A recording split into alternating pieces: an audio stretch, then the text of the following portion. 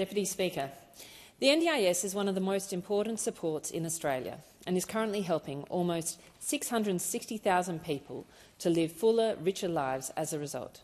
Over 1,000 of these people live in my electorate of Wentworth, and they and their families regularly tell me about the difference the NDIS has made to their lives.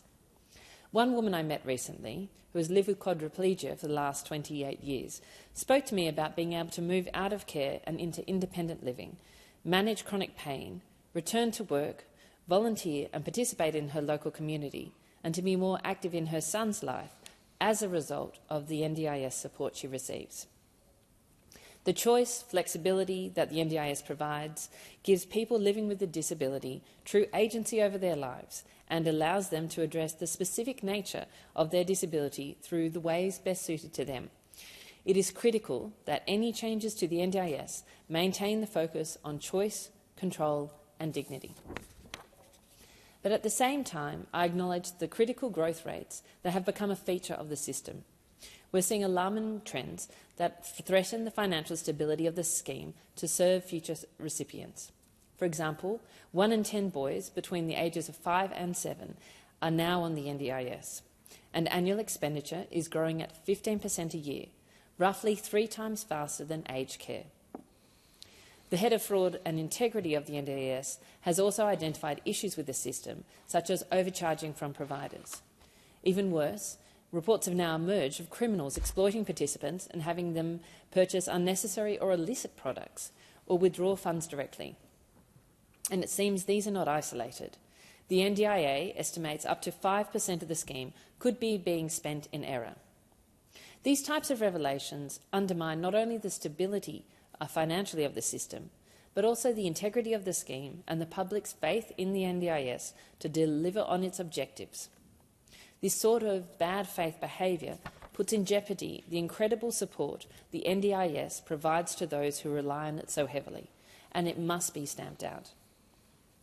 This system, the NDIS, has undoubtedly changed millions of lives for the better, but it is financially unsustainable without real reform. Something needs to be done, and done quickly, to more effectively manage the costs of the NDIS while continuing to support the community it serves. While it is never easy to undertake significant changes to a system affecting such vulnerable and worthy recipients, growth at the level that we are seeing is only going to hasten the system's decline. I understand that this bill will be the first in a series of changes the Australian Government will make in response to the NDIS review presented at the end of last year. This bill will make several substantial amendments to the NDIS Act, including clarifying the access requirements and supports that the NDIS will provide to a participant, creating a new model of determining a reasonable and necessary budget, and new powers to the NDIA to request information and change or manage a participant's plan. Understandably, the substantial changes the bill proposes are concerning many in my community who either have a disability or know a friend or family member who relies on the NDIS. They want to make sure that any changes, we get them right.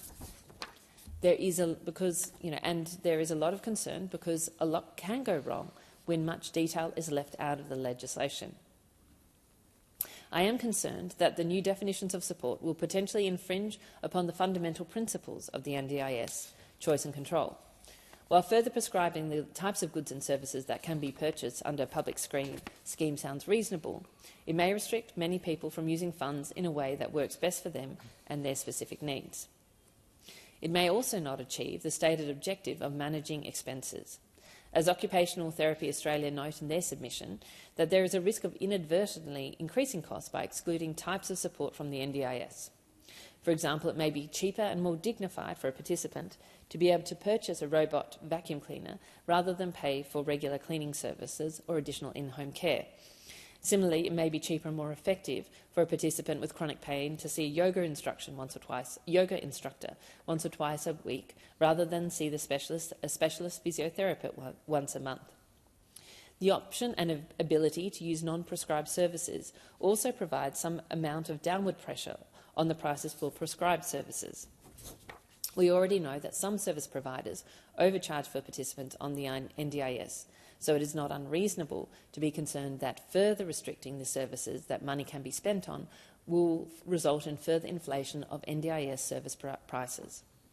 Professor Helen Dickinson of the University of New South Wales noted that before the Senate committee that the more narrowly we define these supports, the less effective these supports are and the more expensive they become.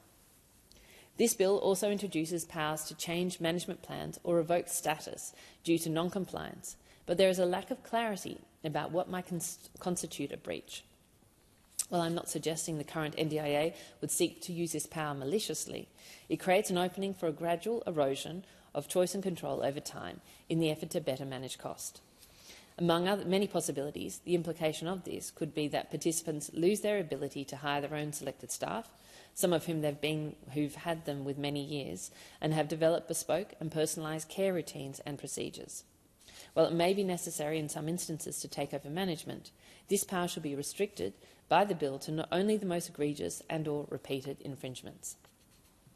I am concerned that the assessment procedures under the bill are not sufficiently detailed and that there are inadequate options for participants to review or challenge the determination of either their needs assessment or their budget.